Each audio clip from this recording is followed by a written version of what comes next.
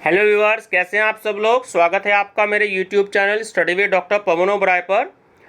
Viewers, मैं doctor Pavan Oberoi, head of department faculty of commerce, Bhagwati college Meerut. अभी थोड़ी देर पहले मैंने ऑडिटिंग का जो आपका एक क्वेश्चन बैंक मैंने स्टार्ट किया है, जिसमें लगभग 350 क्वेश्चंस हैं। उसका पार्ट 1 जो है मैंने अपलोड किया है। ठीक है, फर्स्ट टाइम मेरा चैनल देख रहे हैं तो मेरा channel study with doctor Pavan Oberoi को सब्सक्राइब कर लीजिएगा, लाइक और शेयर करते रहिएगा, बेल आइकन प्रेस कर लीजिएगा और नोटिफिकेशन टाइम से आपको मिलते रहें। और दूसरा, आप प्लेलिस्ट विजिट करिएगा, वो क्वेश्चन बैंक जो है वो आपको ऑडिटिंग चैप्टर वाइज स्टडी में मिलेगा। ठीक है व्यूवर्स, और प्रीवियस ईयर का क्वेश्चन पेपर भी आज शाम को मैंने अपलोड कर दिया था 2020 का ऑडिटिंग का। ना देखा हो तो जो ऑडिटिंग की प्लेलिस्ट है ऑडिटिंग सोल्ड पेपर, तो उसमें प्रीवियस ईयर के 2013 से लेकर के 2020 तक के सारे क्वेश्चन पेपर आपको मिलेंगे, हिंदी इंग्लिश दोनों मीडियम में। ठीक है व्यूवर्स, तो फर्स्ट टाइम चैनल देख रहे हो तो मेरा चैनल जरूर सब्सक्राइब कर लीजिएगा, study with doctor Pavan Oberoi. ठीक है, आपको सारे के सारे उसमें आपको बीकॉम थर्ड ईयर के सारे पेपर्स आपको उसमें मिलेंगे, हिंदी इंग्लिश दोनों मीडियम में। ठीक है व्यूवर्स, तो क्वेश्चन बैंक करा रहा हूँ आपके लिए, ये वीडियो बहुत ज़्यादा हेल्पफुल रहेगी। ठीक है, चलिए आगे का पार्ट नंबर 2 स्टार्ट करते हैं। निम्नांकित में से किसका संबंध संपत्तियों के मूल्यांकन, स्वामित्व, स्वत्वाधिकार और विद्यमानता और अधिकार की जांच से है? तो वह है सत्यापन। अदत्त व्ययों का सत्यापन आप कैसे करेंगे? तो सभी उचित व्यय चिट्ठे में तारीख के हिसाब से लिख दिए गए हैं। ठीक है, एक व्यय पूंजीगत व्यय होता है क्योंकि सी यह भविष्य के लाभ से संबंधित होता है। व्यवसायिक सौदे प्रमाण पत्रों द्वारा सत्यापित है। अंकेक्षण के किस सिद्धांत से संबंधित है? तो वो है यथार्थता का सिद्धांत। क्रय वापसी का सत्यापन किया जाना चाहिए क्रेडिट नोट से। स्थायी संपत्तियों के मूल्यांकन का सामान्य स्वीकृत आधार है, तो वो है आपका हराज घटाकर ऐतिहासिक लागत। ठीक है, चल संपत्तियों का मूल्यांकन किया जाता है, तो जो लागत मूल्य और बाजार मूल्य इसमें जो दोनों में कम होता है। ठीक है, बागान संबंधी उत्पादों का मूल्यांकन किया जाता है जो बाद में वसूल वाली शुद्ध रकम से। प्रविष्टियों के समर्थन में प्रपत्रिक सबूतों की जांच को प्रायः प्रमाणन कहते हैं। ये कथन किस विद्वान का है? तो ये R.B. बोस का। व्यूवर्स, जैसे मैंने फर्स्ट पार्ट में बताया था कि आप लोग सीक्वेंस में मत जाइएगा, क्योंकि क्वेश्चन बैंक है तो अलग अलग यूनिट से क्वेश्चंस लिए हुए, इसलिए क्वेश्चंस का सीक्वेंस जो है वो आपको नहीं मिलेगा, अलग अलग तरीके से मिलेगा। तो आपको सिर्फ क्वेश्चंस पर फोकस करना है। ठीक है, क्योंकि अलग अलग यूनिट से अलग अलग चैप्टर से क्वेश्चन से लिए हुए, तो इसलिए ये क्वेश्चन बैंक के आपके इसमें मिक्स क्वेश्चन है। प्रविष्टियों के समर्थन में प्रपत्रिक सबूतों की जांच को प्रायः प्रमाणन कहते हैं। यह कथन किस विद्वान का है? तो R.B. बोस का। प्रमाणन का तात्पर्य क्या है? तो वो है रिकॉर्ड की अधिकृत जांच के लिए प्रमाणकों के परीक्षण से। निम्नलिखित में से कौन सा कथन सत्य है? सी की प्रमाणन अंकेक्षण के रीढ़ की हड्डी है। प्रारंभिक लेखों की पुस्तकों में लिखी जाने वाली मदों की सत्यता को जांचना ही प्रमाणन कहलाता है। ये कथन किसका है? यह है J.R. बॉटलीबॉय का। प्रमाणन के अंतर्गत जांच की जाती है तो प्रारंभिक लेखा पुस्तकों की। एक अंकेक्षक दायित्वों का सत्यापन करते समय यह देखता है, तीनों ऑप्शन सही हैं, कि सभी दायित्व स्पष्ट रूप से चिट्ठे में दिखाए गए हैं, सभी दायित्व संस्था से संबंधित हैं और सभी दायित्व सही एवं अधिकृत हैं। ठीक है, तो ऑप्शन डी आपका सही है, उपयुक्त सभी। मूल्यांकन का उद्देश्य है, तो जो मुख्य उद्देश्य होता है वो होता है संस्था की आर्थिक स्थिति का सही ज्ञान। ठीक है, चलिए नेक्स्ट है गहन जांच के अंतर्गत आता है, तो ऑप्शन बी सही है आपका, कि विशिष्ट लेखा पुस्तकों की विस्तृत जांच। व्यवसाय के कार्यों को कर्मचारियों में योग्यता अनुसार बांटने की प्रक्रिया को कहते हैं आंतरिक निरीक्षण। आंतरिक नियंत्रण से तात्पर्य प्रबंध द्वारा व्यापार चलाने के लिए स्थापित वित्तीय व अन्य नियंत्रण की संपूर्ण प्रणाली से है, जिसमें आंतरिक निरीक्षण, आंतरिक अंकेक्षण तथा आंतरिक नियंत्रण के तरीके शामिल हैं। यह कथन है तो यह स्पाइसर एवं पैगलर का। सत्यापन तथा मूल्यांकक दोनों हैं अलग अलग। कंपनी का विशेष अंकेक्षण किसके द्वारा कराया जाता है? केंद्र सरकार द्वारा। ठीक है। एक आंतरिक अंकेक्षक होता है तो वो होता है स्थायी कर्मचारी। एक अच्छी आंतरिक जांच प्रणाली काफी हद तक कम हो जाती है। तो ऑप्शन ए और बी दोनों सही है। ठीक है, कि एक तो अंकेक्षक का कार्य जो होता है और दूसरा अंकेक्षक का दायित्व। ठीक है, ऑप्शन डी ठीक है। किसी संपत्ति को लागत या बाजार मूल्य जो दोनों में कम हो मूल्यांकित किया जाता है। किसको? स्टॉक को, रहतिया को। औसत लाभ विधि किसके मूल्यांकन से संबंधित होती है? तो ये ख्याति से संबंधित होती है। छल कपट रोकना अंकेक्षण का उद्देश्य है। सहायक। सामान्यतः एक छोटे एकल व्यापार में अंकेक्षण की आवश्यकता नहीं होती है। क्यों?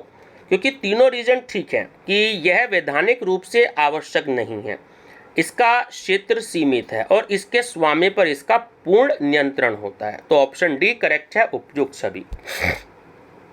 आंतरिक निरीक्षण प्रणाली के दृष्टिकोण से भुगतान का सर्वोत्तम तरीका है तो वो है चेक द्वारा।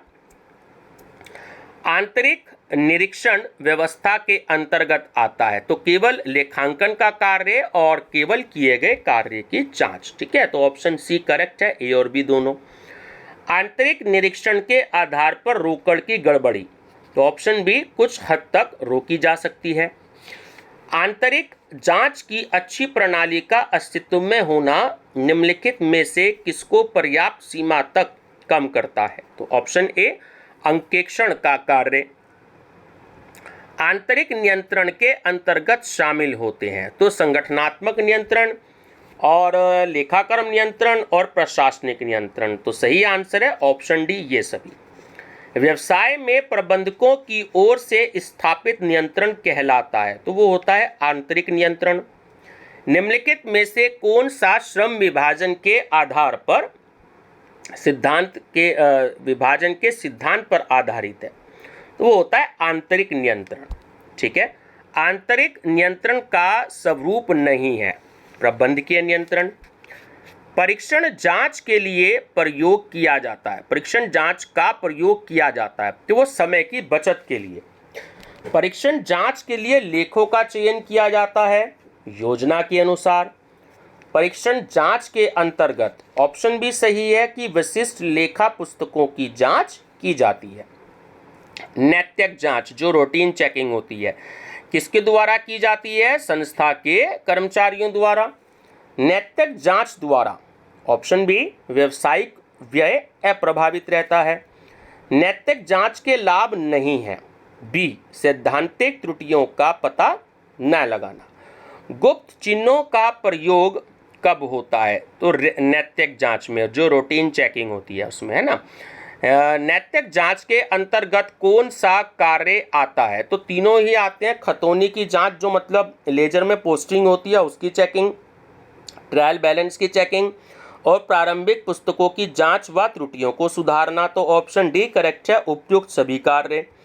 नैतिक जांच का मुख्य उद्देश्य होता है तो ये भी तीनों उद्देश्य सही है कि विशेष चिन्हों का प्रयोग करके गबन रोकने का प्रयास, लेखों की गणित संबंधी शुद्धता का प्रयास करना और खातों की खतौनी एवं शेषों की जांच करना। ठीक है, तो सही आंसर है ऑप्शन डी ये सभी। नियोक्ता के वित्तीय विवरणों के विषय में राय बनाने हेतु पालन की जाने वाली समस्त क्रियाओं की रूपरेखा को ऑडिट प्रोग्राम कहते हैं। ये किस विद्वान का कथन है? होबार्ड स्टेटलर का। अंकेक्षण नोटबुक ऐसी हस्तलिखित व सैजिल्त पुस्तिका है जिसमें ऐसे महत्वपूर्ण तथ्य और सूचनाएं लिखी जाती हैं जो अंकेक्षण में सहायक होती हैं। तो ये कथन किसका है? ये भी है होबार्ड स्टेटलर का। परीक्षण जांच के कारण तीसरे पक्ष को हानि होने पर तो अंकेक्षक उत्तरदायी होगा। एक लोचदार योजनाबद्ध जांच की प्रक्रिया को अंकेक्षण कार्यक्रम कहते हैं। तो यह परिभाषा है ऑर्थर डब्ल्यू होम्स की। अंकेक्षण नोटबुक की विषय वस्तु में शामिल नहीं है। तो ऑप्शन ए के अंकेक्षण पूछताछ जिन्हें तुरंत निपटाया गया है। अंकेक्षण नोटबुक में क्या शामिल होता है? तो किए गए कार्य का विवरण, अपर्याप्त तथा अपूर्ण प्रमाणकों की सूची और संदर्भ के लिए तिथियां, है ना। तो ऑप्शन डी करेक्ट है ये सभी। टिप्पणी पुस्तक कौन बनाता है? अंकेक्षक। आंतरिक अंकेक्षक के रूप में कैसे कर्मचारी को नियुक्त किया जाता है? तो ऑप्शन सी सही है, जो लेखा पुस्तकों से संबंधित नहीं होता किंतु लेखांकन में निपुण एवं ईमानदार होता है। जब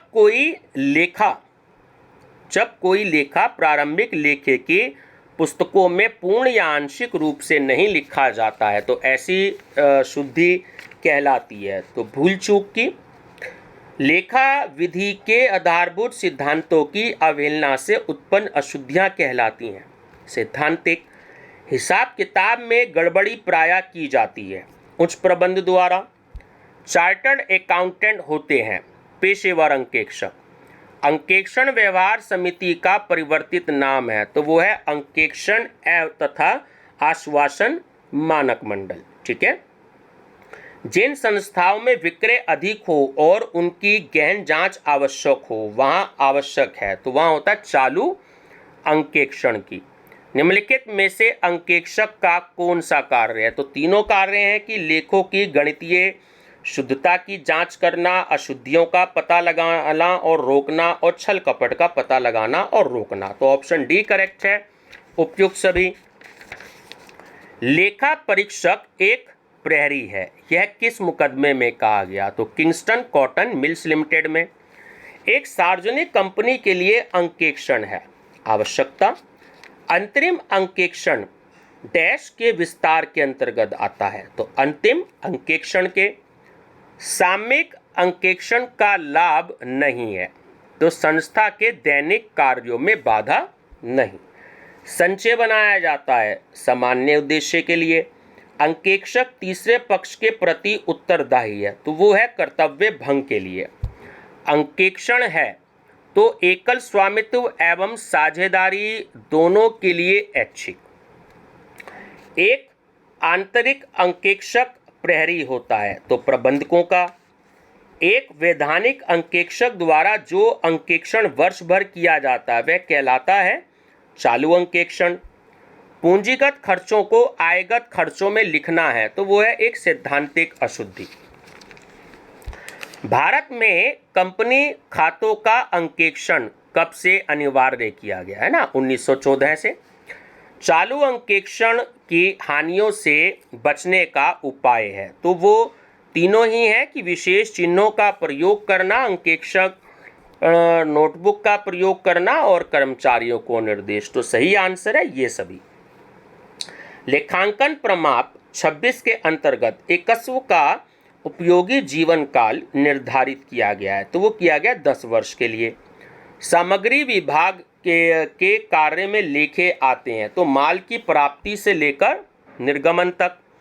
अंकेक्षण कार्य के दौरान अंकेक्षक को कोई संदेह हो तो वह सी अपनी रिपोर्ट में उल्लेख करता है।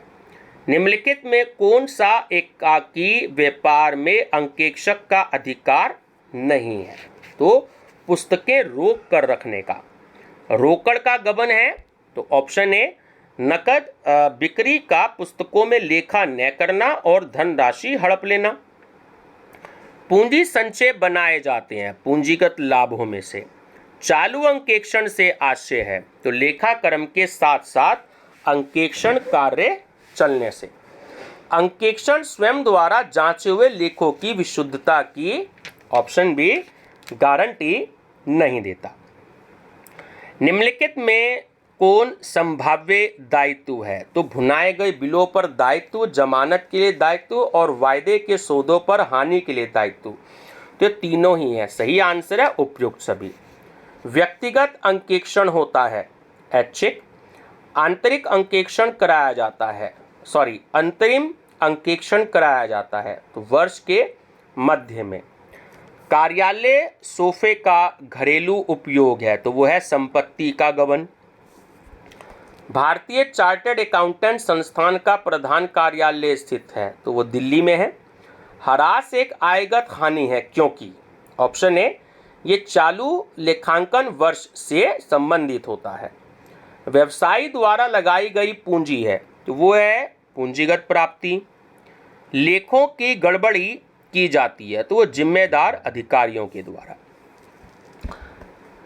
अंकेक्षण से आशय किसी व्यापार की लेखा पुस्तकों की एक बुद्धिमत्तापूर्ण एवं आलोचनात्मक जांच से है, जो कि उन प्रपत्रों एवं प्रमाणकों से की जाती है जिनके आधार पर उन्हें लिखा गया है। यह जांच यह जानने के लिए की जाती है कि एक निश्चित अवधि के लिए बनाया हुआ लाभ हानि खाता व चिट्ठा सही लाभ या हानि तथा सही आर्थिक स्थिति को प्रदर्शित करते हैं या नहीं। यह परिभाषा किसके द्वारा दी गई ना, एग्जाम में आया हुआ क्वेश्चन है ये, तो ये है J.R. बॉटली बॉय द्वारा। भारतीय चार्टर्ड अकाउंटेंट संस्थान, जिसे हम शॉर्ट में ICA कहते हैं ना, institute of chartered accountants of India, IC है, तो यह एक स्वायत्त संस्था, ऑटोनोमस इंस्टीट्यूशन। लेनदार खातों में सामान्यतः क्रेडिट शेष होता है, इनका डेबिट शेष हो सकता है। तो तीनों जो दे रखे हैं वो सही है कि ऑर्डर के एवज में अग्रिम देने पर यानी एडवांस देने पर, माल वापस करने पर और पूर्तिकर्ताओं के खाते गलती से डेबिट करने पर। तो सही आंसर है ऑप्शन डी, उपयुक्त सभी। निम्न में से कौन सा अंकेक्षण भारत में कंपनियों के लिए वैधानिक रूप से आवश्यक नहीं है, तो वह है आंतरिक अंकेक्षण। कार्यालय टेलीफोन का घरेलू उपयोग है, तो वह है सुविधा का गबन। निम्नलिखित में से कौन सी पद्धति मजदूरी के लेखे के लिए उपयुक्त है, मजदूरी कार्ड। निम्नलिखित में से कौन सा श्रम विभाजन के सिद्धांत पर आधारित है, तो वह है बाह्य अंकेक्षण। ए को 50,000 रुपये का माल बेचा जिसका लेखा बी के नाम से कर दिया गया, तो यह अशुद्धि है, तो यह है लेखे संबंधी अशुद्धि। आंतरिक अंकेक्षण से आशय है, तो वो है आंतरिक रोकथाम की प्रणाली। निम्नलिखित में से किस अशुद्धि को खोजने के संबंध में अंकेक्षक को तलपट या परीक्षा सूची के योगफल का हवाला देना चाहिए, तो ऑप्शन ए सही है। इसमें देखिए दो ही ऑप्शन है क्योंकि वो नेक्स्ट पेज पर आ चुके हैं, तो आप बी वाला सही है, इसी को पढ़ लीजिएगा कि किसी सप्लायर ने 1,500 रुपये का भुगतान किया एवं इसे रोकड़ बही में दर्ज किया गया, परंतु इसे सप्लायर के खातों में दर्ज किए जाने में चूक हुई। ठीक है। महत्वपूर्ण तथ्यों का अंकेक्षण किया जाना किस सिद्धांत से संबंधित है, तो वो है एक प्रमुखता का सिद्धांत। लेखाक्रम प्रारंभ होता है जहां पुस्तपालन समाप्त होता है। एकाकी एवं साझेदारी व्यवसाय के लिए अंकेक्षक की नियुक्ति के लिए क्या नियम है, तो कोई वैधानिक नियम है ही नहीं। प्रथम अंकेक्षण के उपरांत किए जाने वाले अंकेक्षण को कहते हैं बाद का अंकेक्षण। वार्षिक अंकेक्षण की हानि है, तो वह है यंत्रवत रूप में कार्य। औचित्य अंकेक्षण का तात्पर्य है, तो वो है कार्यों की आवश्यकता तथा औचित्य की जांच से। चिट्ठा अंकेक्षण से आशय है, ऑप्शन सी, चिट्ठे की संपत्तियों एवं दायित्वों का प्रमाणकों, प्रपत्रों एवं पुस्तकों के आधार पर सत्यापन। उत्पादन संस्थाएं व्यापार को कितने भागों में बांटती है, तो कंपनी की लेखा पुस्तकों को कम से कम कितनी अवधि के लिए सुरक्षित रखना होता है, 8 वर्ष के लिए। व्यवसाय में आने वाले माल का लेखा करना चाहिए, तो माल आवक पुस्तक में। एक साझेदार व्यवसाय की अवस्था में अंकेक्षण करने योग्य अधिकार प्राप्त कर लेता है। ठीक है, तो डी सही है कि जब उसके सभी साझेदार चार्टर्ड अकाउंटेंट हो। वैधानिक अंकेक्षण अनिवार्य है, तो सार्वजनिक एवं निजी दोनों कंपनियों के लिए। अथर्व का खाता 500 रुपये से डेबिट किया गया जबकि अचिर का खाता 500 रुपये से कम डेबिट किया गया, तो यह है, तो यह एक क्षतिपूरक अशुद्धि है। निकाय अंकेक्षण का तात्पर्य है, तो वो है सी, लेखांकन तथा निकायों की जांच से। लेखा परीक्षण की सीमा है, तो तीनों ऑप्शन सही हैं इसमें कि वह व्यवसाय का पूर्ण चित्रण प्रकट नहीं करता, वह खातों के सही होने की गारंटी नहीं देता और लेखा परीक्षक पक्षपातपूर्ण हो सकता है ना। तो उपयुक्त सभी इसका सही आंसर है। चालू अंकेक्षण डी एक नियमित अंकेक्षण है। भारत में साझेदारी फर्मों का अंकेक्षण ऐच्छिक होता है, ठीक है, ध्यान रखेंगे। आंतरिक अंकेक्षण के कार्यक्षेत्र का निर्धारण किया जाता है प्रबंधकों द्वारा। सामयिक अंकेक्षण किसे कहते हैं? तो जो लेखा वर्ष समाप्त होने पर प्रारंभ होता है, ठीक है। माल की वापसी की शर्त पर बेचा गया किंतु उसे उधार विक्रय मान लिया गया, तो वो यह है। तो यह एक सैद्धांतिक अशुद्धि। चिट्ठा अंकेक्षण में जांच होती है सभी संपत्तियों और दायित्वों की।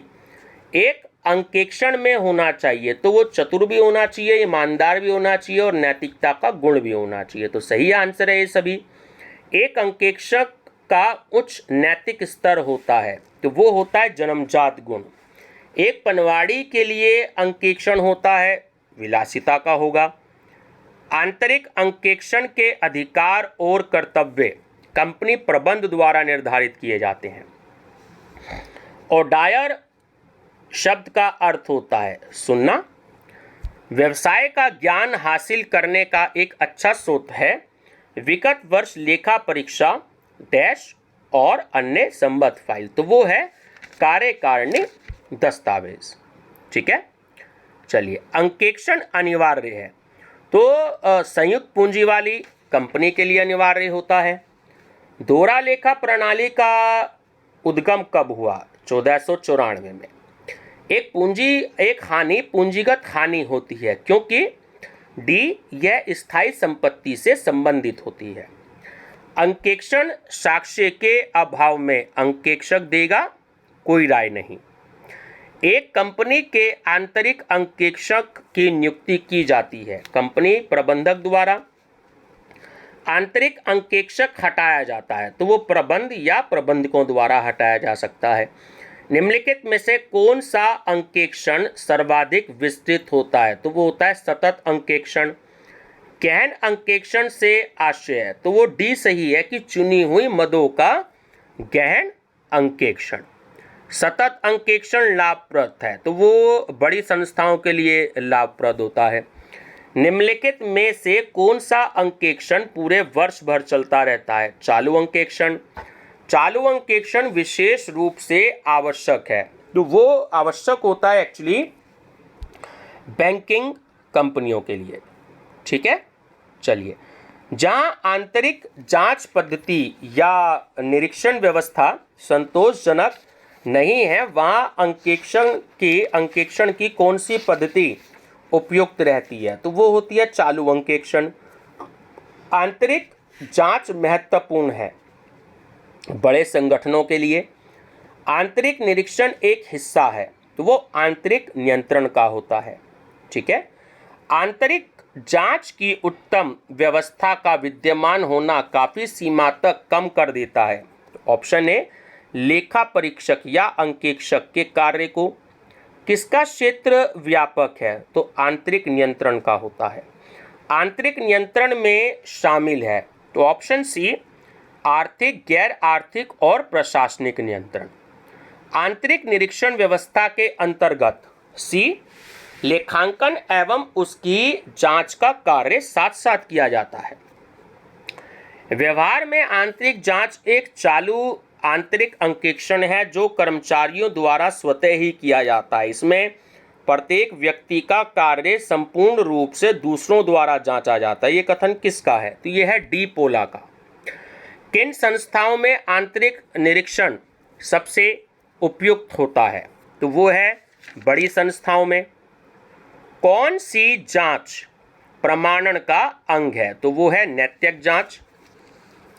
निम्नलिखित में से कौन अंकेक्षण की प्रक्रिया का अंग नहीं है? तो सी कि चिट्ठा एवं लाभालाभ खाता तैयार करना। आकस्मिक रिक्त पद पर अंकेक्षक की नियुक्ति के लिए कौन अधिकृत है? तो वह संचालक मंडल। अंकेक्षण प्रतिवेदन कितने प्रकार का होता है? 2।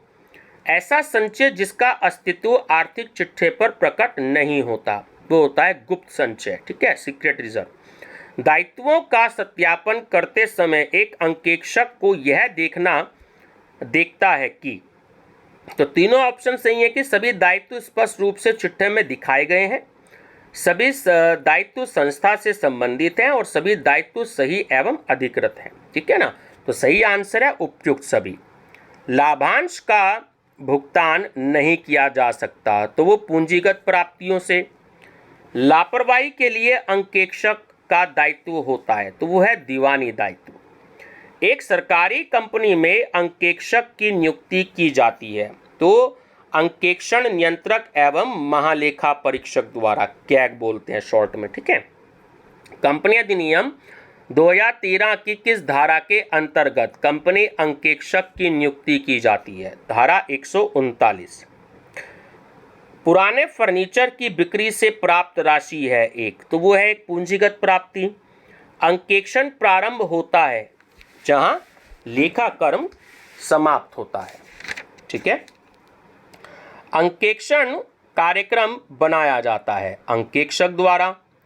अंकेक्षण कार्यक्रम की हानि है, तो वो है नैतिक प्रभाव कम होना। अंकेक्षण कार्यपत्र संपत्ति है किसकी? अंकेक्षक की। अंकेक्षण प्रारंभ करने से पूर्व निम्नलिखित में से किस बात का ध्यान रखना चाहिए? तो तीनों ही है कि संस्था संबंधी जानकारी और अंकेक्षण की आवश्यकता और अंकेक्षण की अवधि। तो ऑप्शन डी करेक्ट है ये सभी। अंकेक्षण कार्यपत्र में किन किन बातों का समावेश होना चाहिए? तो प्रयोग किए गए चित्र, तैयार करने वाले हस्ताक्षर और पत्रों को बनाने की तिथि, है ना। तो ऑप्शन डी करेक्ट है आपका ये सभी। निम्नलिखित प्रपत्रों पर विचार कीजिए। तो ये आपको देखिए 4 ऑप्शन दे रखे हैं, तो इसमें ऑप्शन नंबर ए करेक्ट है।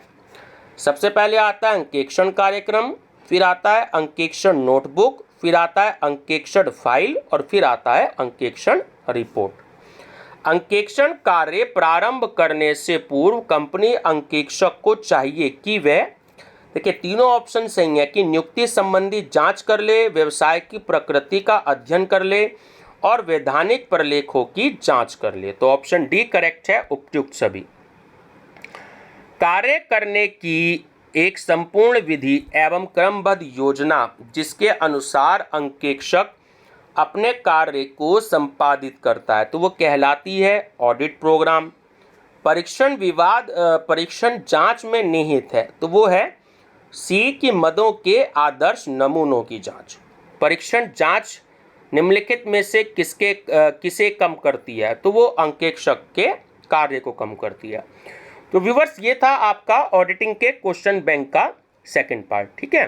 अभी काफ़ी सारे क्वेश्चंस और हैं, तो वीडियो बहुत ज़्यादा बड़ी हो जाएगी, तो इसको हम जो है पार्ट नंबर 3 में स्टडी करेंगे, ठीक है व्यूअर्स। वीडियो पसंद आए तो लाइक शेयर सब्सक्राइब जरूर कर लीजिएगा। मेरा चैनल नेम है study with doctor Pavan Oberoi. Thank you.